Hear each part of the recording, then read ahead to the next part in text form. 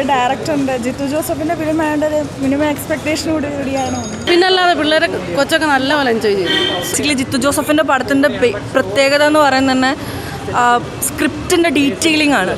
ഒരു comedy loop movie.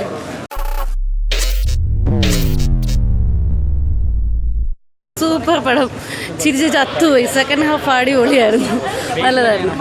അപ്പോൾ ബേസിലിൻ്റെ അത് ഇത് തന്നെ സൂപ്പറായിരുന്നു.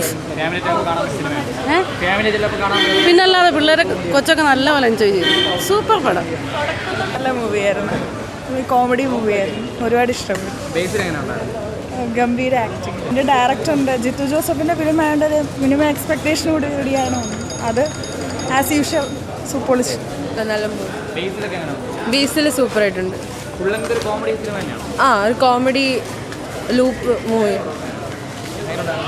നല്ല പടമായിരുന്നു. ബേസിലിൻ്റെ പെർഫോമൻസ് നല്ലതായിരുന്നു. നല്ല കോമഡി എലമെൻ്റ് ഒക്കെ ഉണ്ടായിരുന്നു. നല്ലൊരു എൻ്റർടൈൻമെൻറ്റ് മൂവിയാണ്, ഫുൾ കോമഡിയാണ്. നല്ല പടമായിരുന്നു. ബേസിക്കലി ജിത്തു ജോസഫിൻ്റെ പടത്തിൻ്റെ പ്രത്യേകത എന്ന് പറയുന്നത് തന്നെ സ്ക്രിപ്റ്റിൻ്റെ ഡീറ്റെയിലിംഗ് ആണ്. പടം കണ്ടപ്പോൾ ഫീൽ ചെയ്തെന്ന് പറഞ്ഞാൽ ഒരു പഴയ പ്രിയദർശൻ വെട്ടമൊക്കെ ഒരു സ്റ്റൈലിൽ കുറേ മൾട്ടിപ്പിൾ ഒരു അതെ എന്നിട്ട് എല്ലാം കൂടിക്കൊണ്ടുവന്നു. നല്ലതായിരുന്നു, ഒത്തിരി ചിരിച്ചു. ഓഹോ അടിപൊളിയായിരുന്നു. നല്ല കോമഡി ഫിലിം, കുറേ നാളെ ഇത്ര നല്ലൊരു കോമഡി ഫിലിം ഉണ്ട്. നല്ല അഭിനയമായിരുന്നു, നല്ല കഥയും കൊള്ളാം. നല്ല അതെ അങ്ങനെ അല്ല, നല്ല കോമഡി മൂവിയാണ്, ഫാമിലിയായിട്ട് എൻജോയ് ചെയ്യാൻ പറ്റുന്ന എല്ലാം കൊള്ളാം. നല്ല പടമായിരുന്നു, ഇഷ്ടപ്പെട്ടു. കോമഡിയാണ്.